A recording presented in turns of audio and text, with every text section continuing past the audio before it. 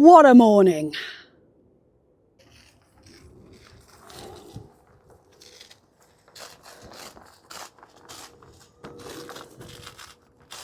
Would you like, that's going to kill your wrists, isn't it? Yeah. Let go.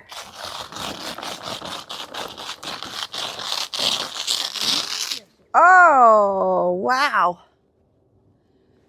God, it's looking fantastic. Oh, the water's dripping down my sleeve.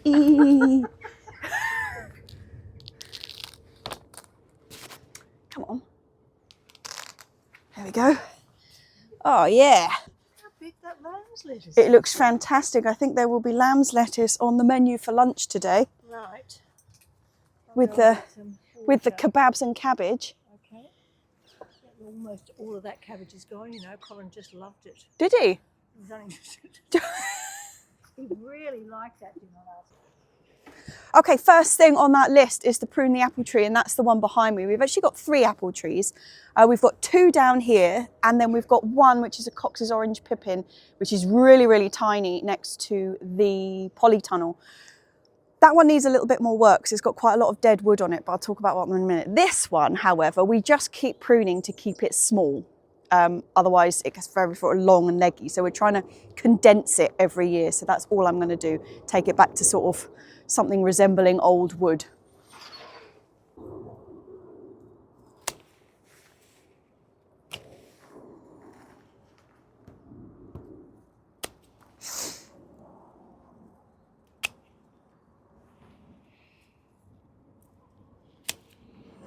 I've already established the shape that I want this tree to be. I gave it an absolute whopper of a haircut about, I think it was 3 years ago now. So every year I'm just taking the new growth, which is like, you know, this stuff, back to where I've previously chopped it, which just makes it easy. I'm not all the way back. I'm leaving about 2 or 3 like growth nodes each time, but because I've already got the shape that I want, it's like I've already got like marker lines to show me where I'm supposed to be cutting.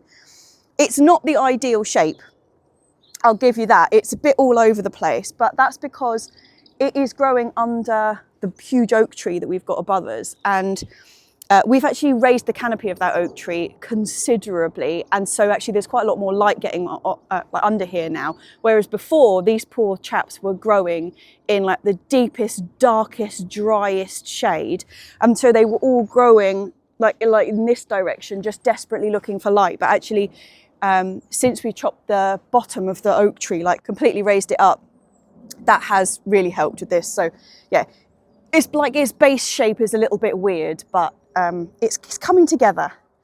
It's coming together.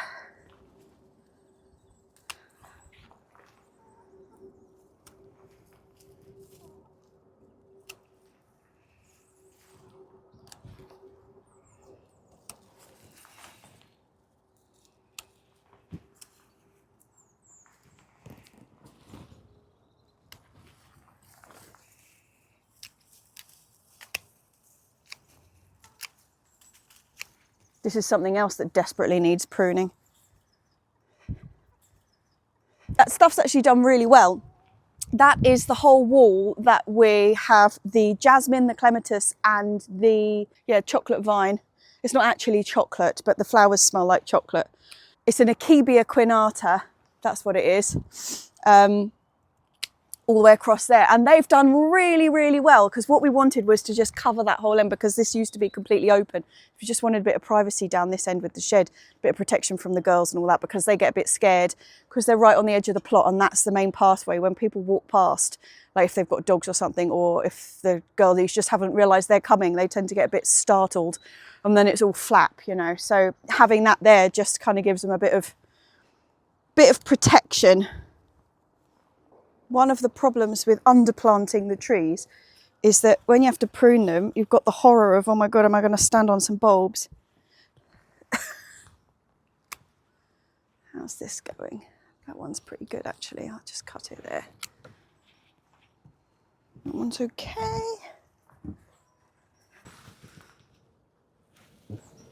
I don't want anything growing out of this centre bit, so I'm going to keep them chopped right back flush. There is a bit up here that needs to come off.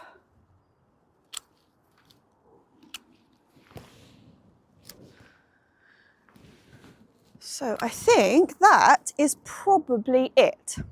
Now this little bit here, although this is back to the shape I had tried for, I think this has all got a bit too crowded. So I'm actually going to take a couple. Do I want that top one or the bottom one? Or do I want all of them?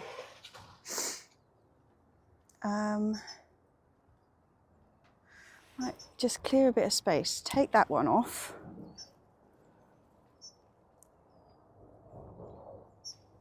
And take that one off.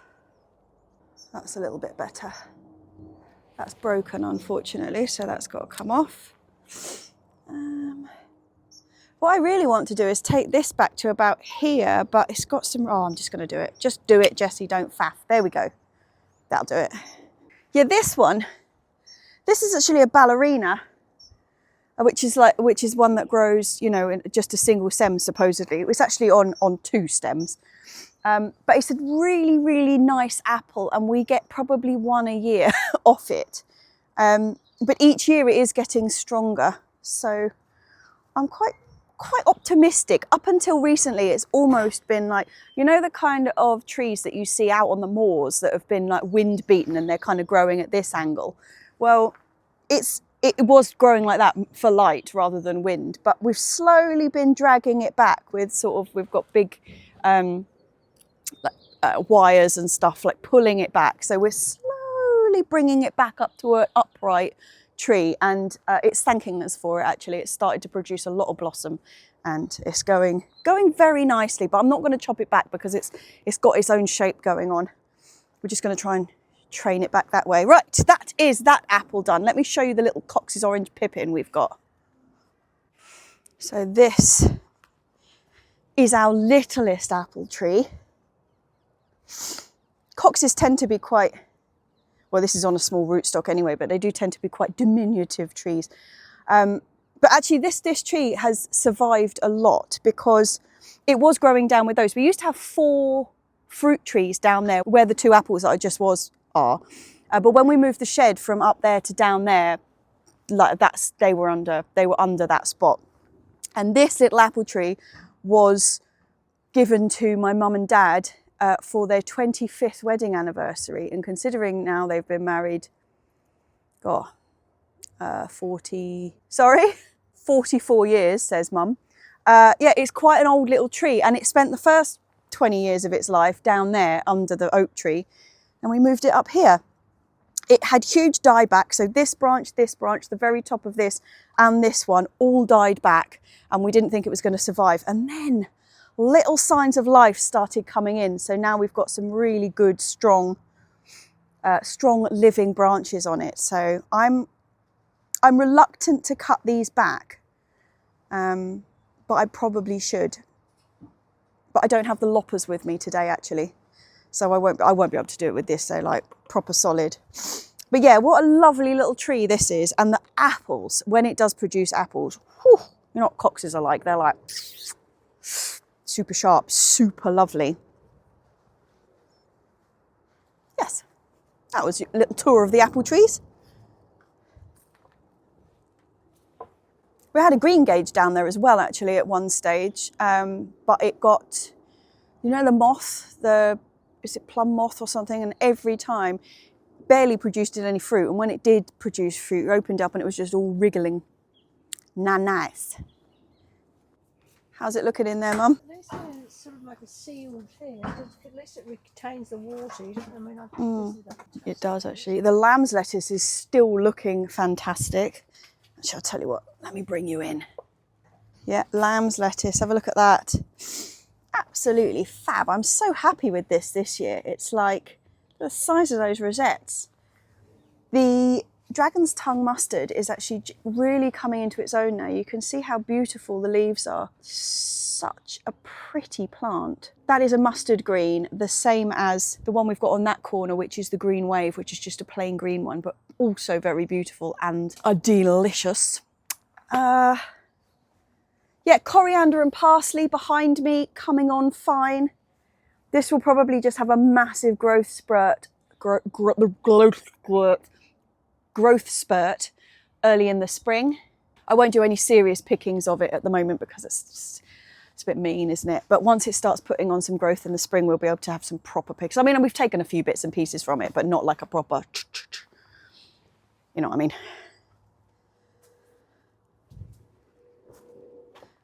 Mum's going back in for another water. Not having a hose.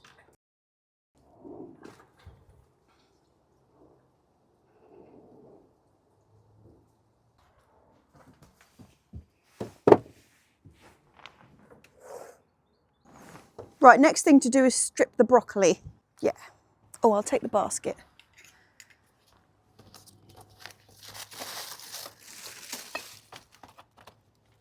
Did you text Caroline to say we got the potatoes?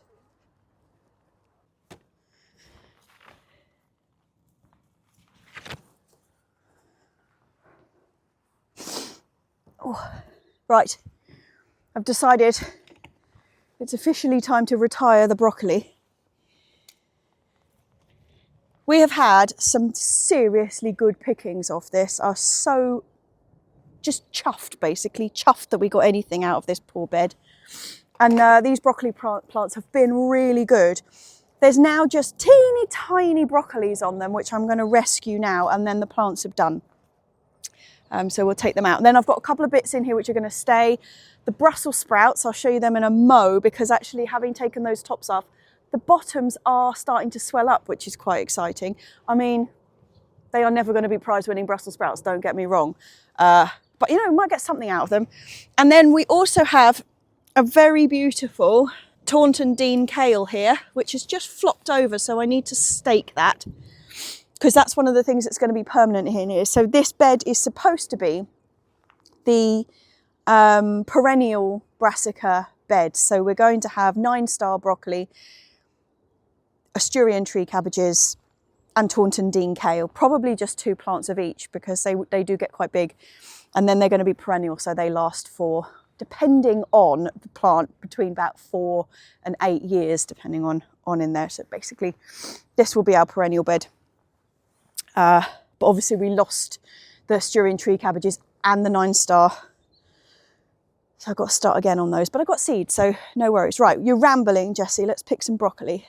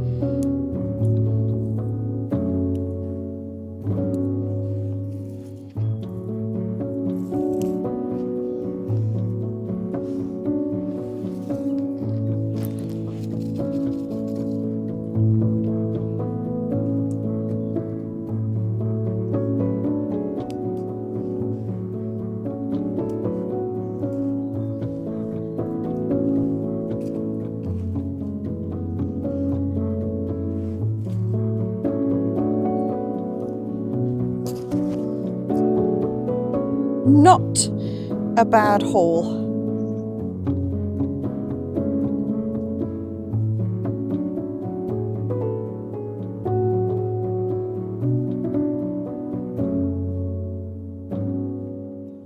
They are going to go in the compost, but they need to be chopped up a bit finer than that.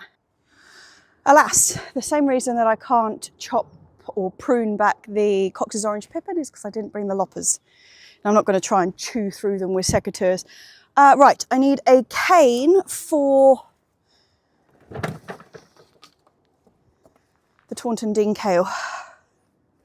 Ooh.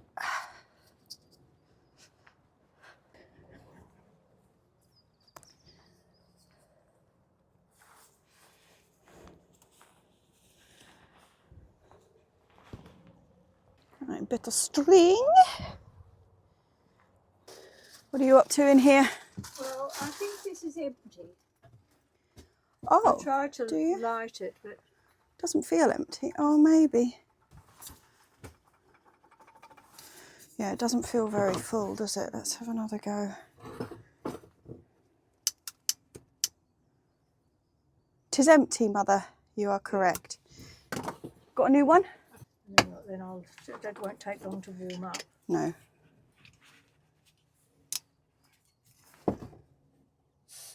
Yeah, that's good. Put it in the sun, and then I'll take that stuff over to Caroline. Okay, take out the potatoes. Yeah. I'm just looking for some string. Can I just nip behind you? The other thing I have to do is Oops. Oh, that's nice of me. Oh, yeah. That's retrieval of the swing seat that's once again back in the neighbour's garden. I'll take that over to Caroline. Okay.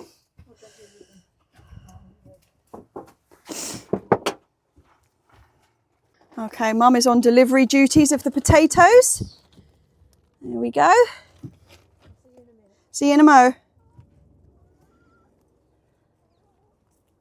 What are you doing, girls? What are you doing, girlies? Huh? You gonna follow her? Are ya? Right. Are you ready for a new upright life?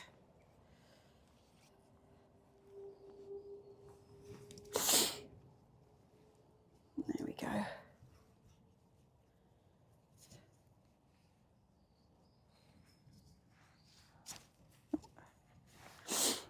Wonderful. Okay, so have a look at the advancement of the Brussels. So this is one of the ones that I cut the top out the other day. And look at the size of the Brussels sprouts. I mean, come on, I know that's not massive, but they were absolutely tiny last week. I would say they're probably a third bigger easily in a week, having taken that top out. There is hope yet. Same goes for this one, the lying down one. But yeah, there is hope. I'm optimistic. Once again, probably misplaced, but still. Now, I have got the seed, like I say, for the 9-star and the Asturian tree cabbages. They're going to go in this bed, and I will be sowing them about mid-March. I think that's my plan anyway. Right. Let's go and strip the broccoli off the list.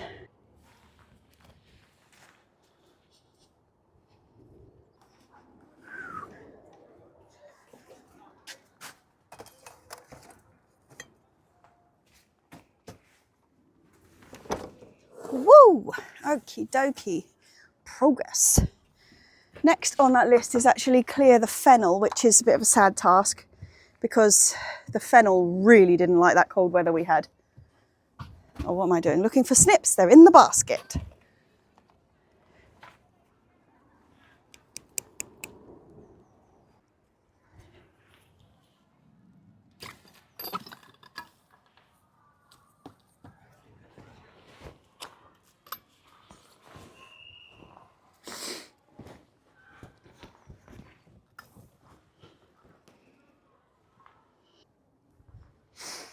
Yeah, so we have had a couple of things in this bed that have really not enjoyed that cold weather.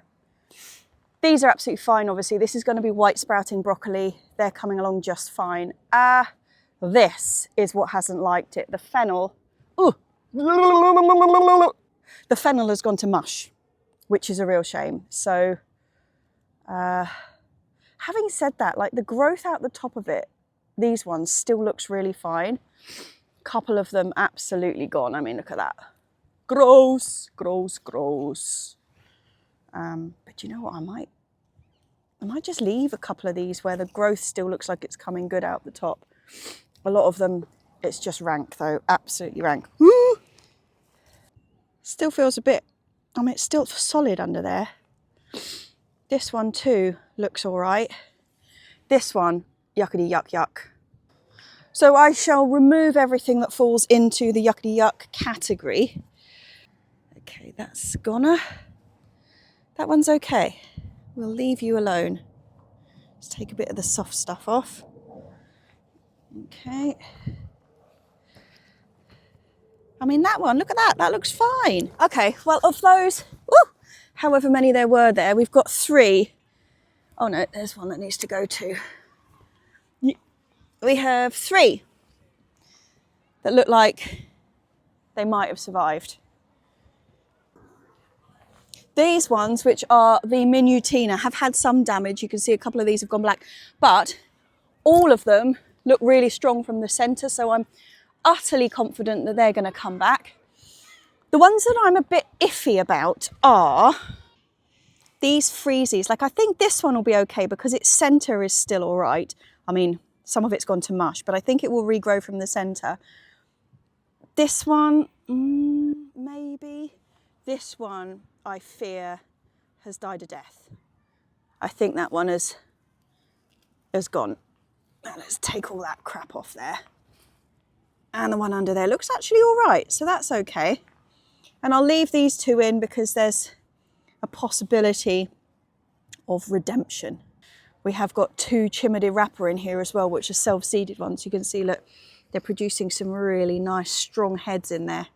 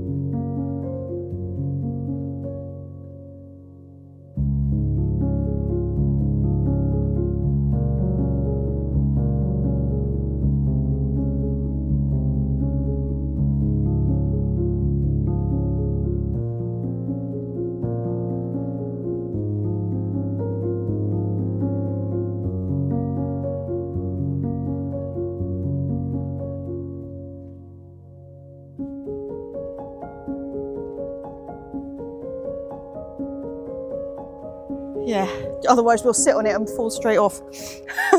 Well, something that is looking incredibly spring-like at the moment are, well, the bulbs across the plot, but these are the new ones.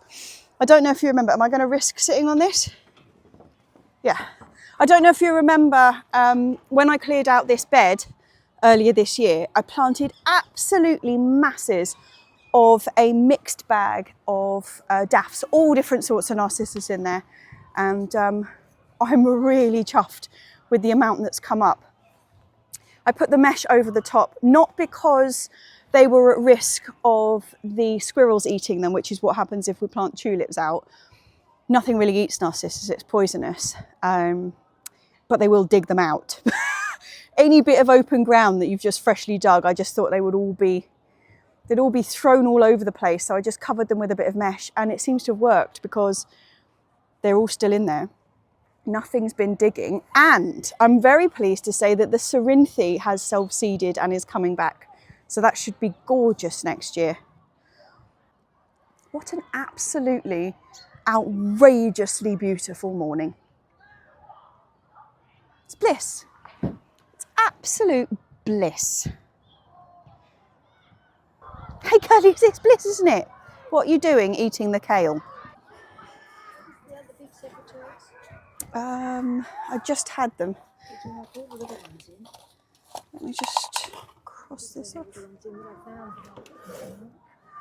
Ah. Oh, here's the big ones.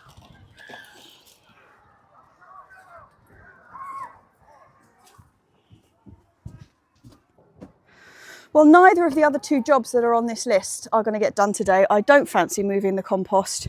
And in fact, we're a little bit thwarted on that because I need 2 more large pallets before I can really get going with that. And then I should be tidying the shed. But I'm not going to do that either, girlies, am I? No. No, girlies, I'm not. Absolutely not. Do you want a bit of something nice? Here you go.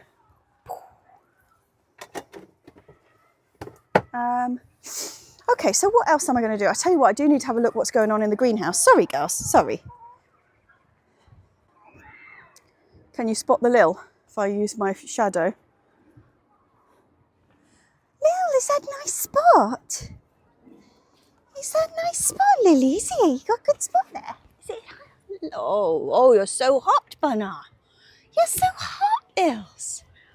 So hot, Lils. Oh, yeah, total. Oh, that bit there is particularly boiling. It is, yeah. Right, what we got going on in here? Blimey, it's hot. Wow, it's warm in here. Right, we've got no sightings of that second sowing of broad beans yet, although the top of the compost is moving. So I think maybe I just planted them a little bit deep. Yeah, no, they're coming. They're coming. Don't panic, Jessie. They're on their way. A couple of other things in here that have actually come a cropper in the cold. We've lost some spinach, which I had growing away. It wasn't looking the best anyway, and the cold has got it. So that's a goner. I'll have to chuck that out. The same with, oh, this is interesting. This is the lamb's lettuce that's the same as the one in the greenhouse. That has died a death. Whew, it doesn't smell very nice either, to be honest. Yeah, a few bits and pieces that are doing all right. I've got quite a few of these little chaps. Now, this was an anti-rhinum, you know, snapdragons that I sowed last year, and they did nothing. They were in the peak of nothing growing, you know, when we had that huge patch. And Mum's actually potted them up, and some of them are looking really good. This one's looking really good. We've got about 10 or 11 looking like that. So fingers crossed we're going to get some snapdragons next year. I tell you, there's something that I haven't sown any of that I really need to do, and that is sweet peas. Haven't started off any sweet peas at all. This is exciting though. Do you remember my beautiful kiwi plant that really suffered when we put it out? I rescued it. God, it looked really ill. Rescued it, put it in here, and look at that. You see that? We've got growth. It is alive. It's alive. And I'm really, really chuffed about that. So I've realised that actually just chucking it out into the fruit cage was not the right treatment for this little chap. So I'm going to have to be a lot more careful about what I do with it this year and find the right spot for it. But it is rescued. Okay, I've got to get out of here. I'm boiling. I'm dying. Oh my God, girlies, it's hot in there.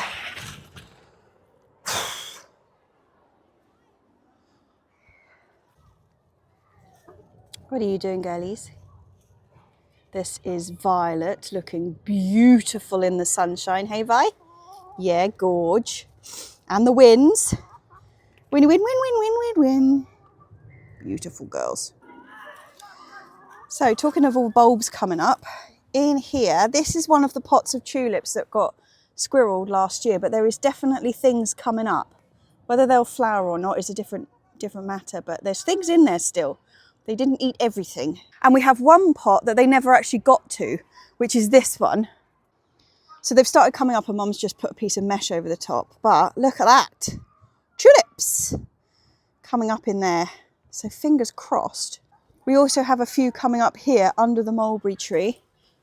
We've had a trio of tulips that come up under here every year, and they have done for years. And one is red, bright red.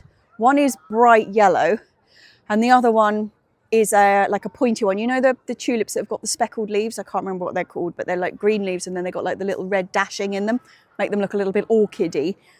We've got one of those as well. Achilles. Achilles! Under the apple trees, so all of the really bright, the real pinky hellebores are out looking gorgeous. We've got one really dark one there that Winnie and Violet are just modelling for you. That one's not started flowering yet, but under here, can you see all those little bulbs coming up? We have a hyacinth here that unfortunately it looks like somebody's trodden on, which is just excellent. Daffs coming up here. All of those little ones across there that are popping up all over the show are those tiny little bulbs that I only just planted right at the beginning of winter, which was just like a mixed bag of small narcissus. So we don't know what they're going to look like. This is whoa, that's bright. So we don't know what they're going to look like, but hopefully are beautiful.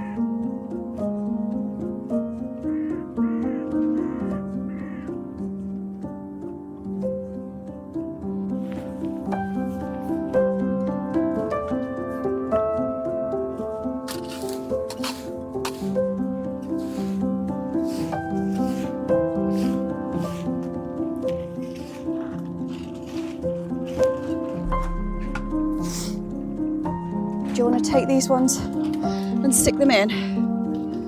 They're going to go in here. If I shunt these over a bit, there should be enough space just straight down in there.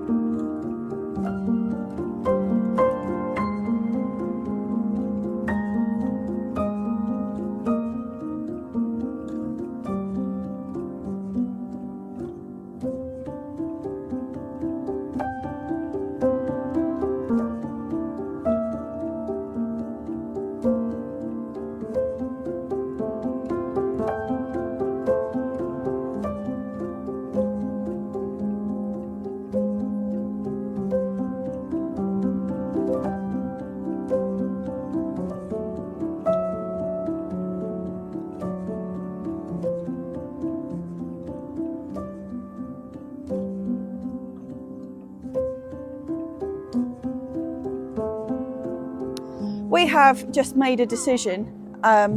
So you know how the potatoes that Ian sent, like 2.5 kilos each, is a lot of potatoes. So what we were going to do was just have one bed with the 2 varieties of First Early and one bed with the 2 varieties of Main Crop.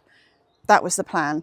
We have decided that considering we've got so many, we'll use the beds which are with the arches in the end. So that takes off, you know, like probably a fifth of the bed, realistically. And we're going to have 4 beds of potatoes, so 1 for each variety, and they will all be beds with the arches in. So they're like nearly a full bed.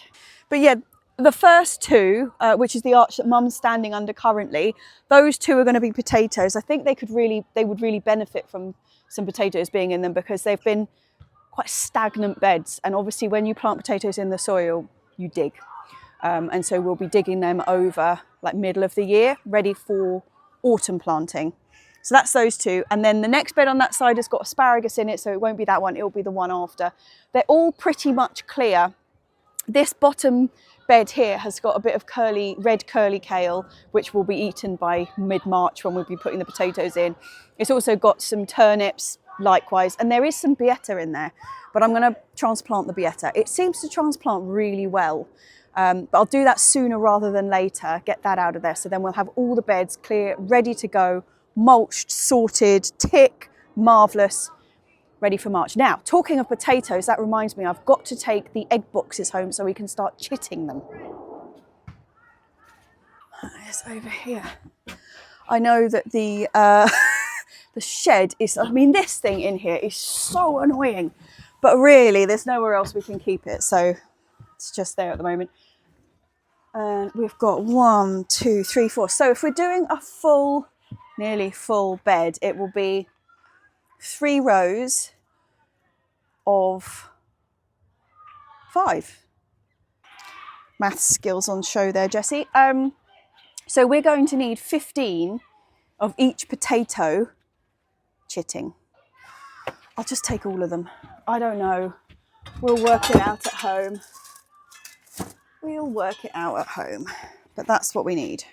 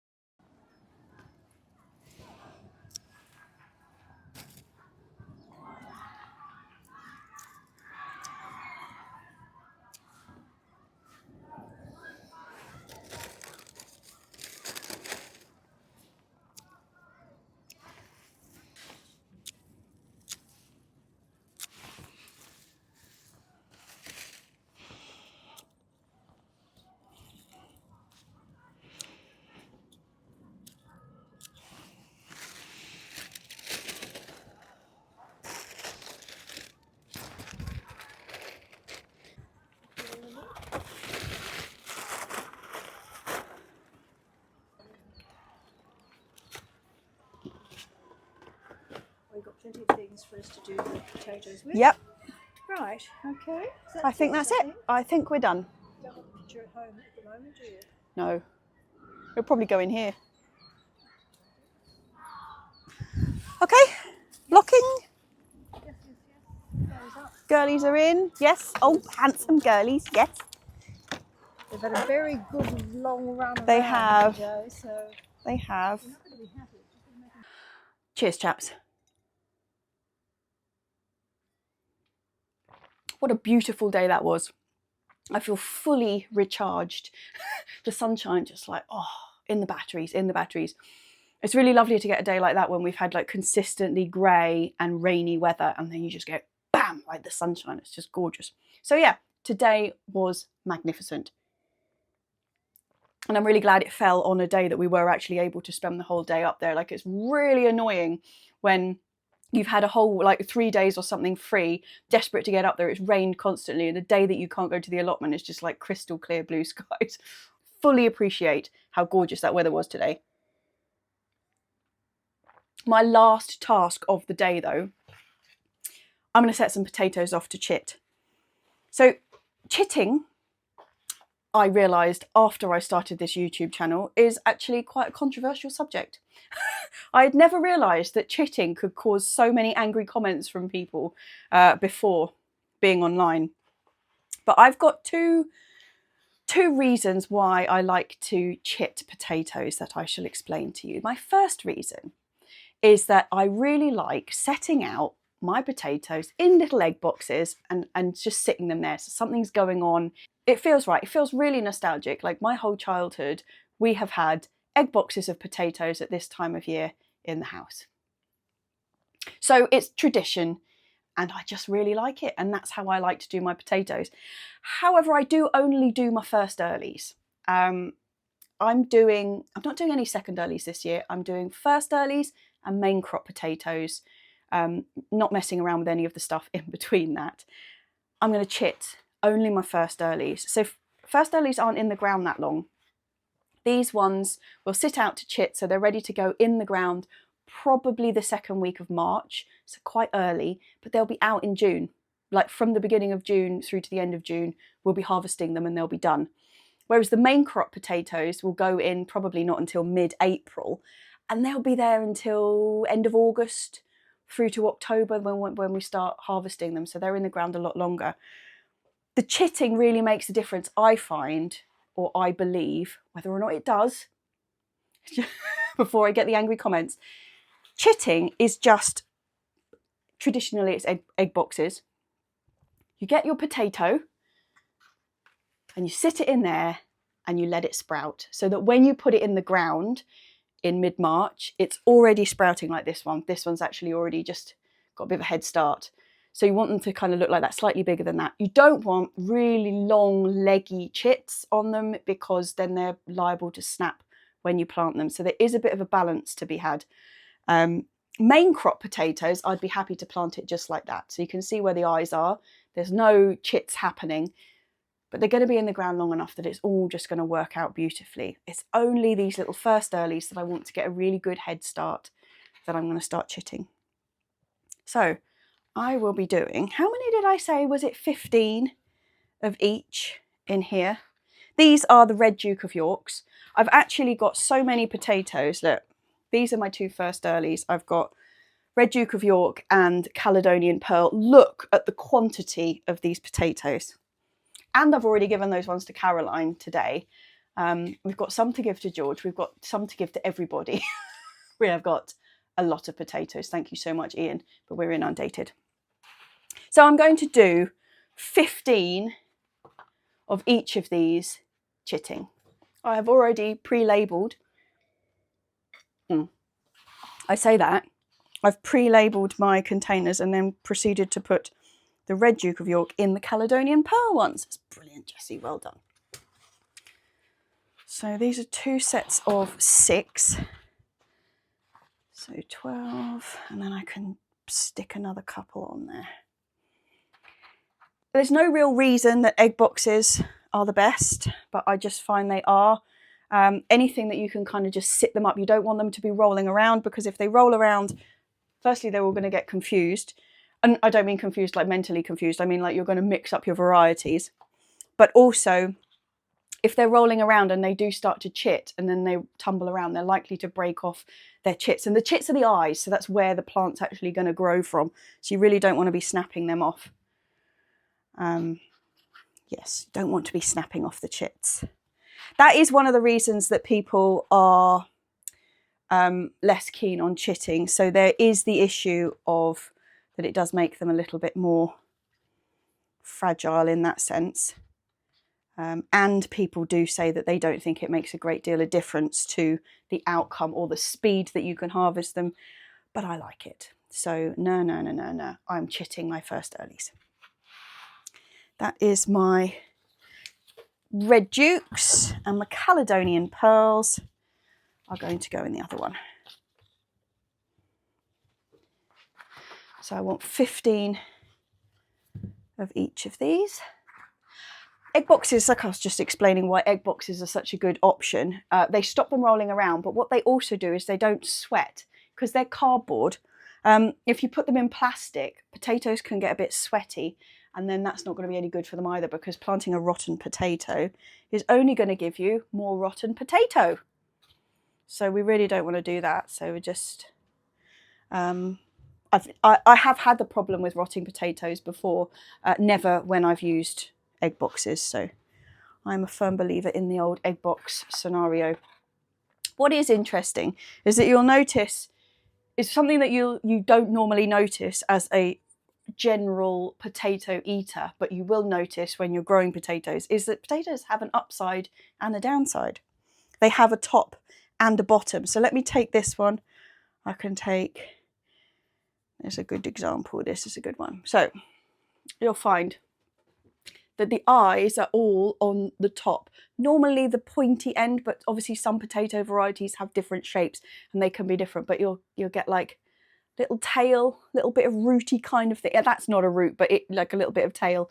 And you'll find that the eyes on the bottom are not the same as the eyes on the top. Same as this one, little bit of tail, chitting on the top. Who knew a potato had a top and a bottom?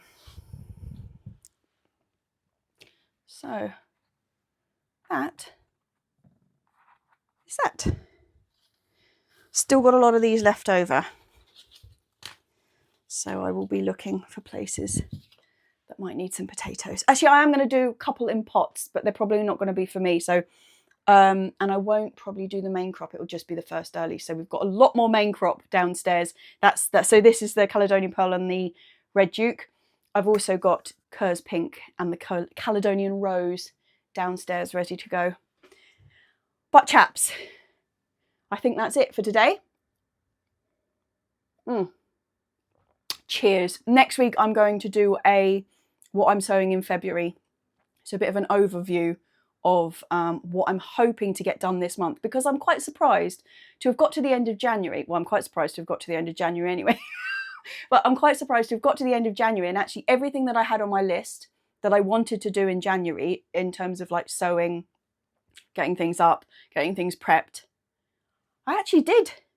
Like, I'm not behind on anything. We've got through the first 12th of the year and I am not currently behind. So, cheers to that. I will see you next week for an overview of what to expect in February.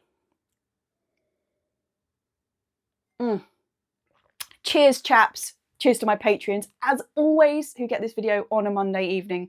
And cheers to everybody else who gets it on a Tuesday at 4:30. I hope you had some sunshine too.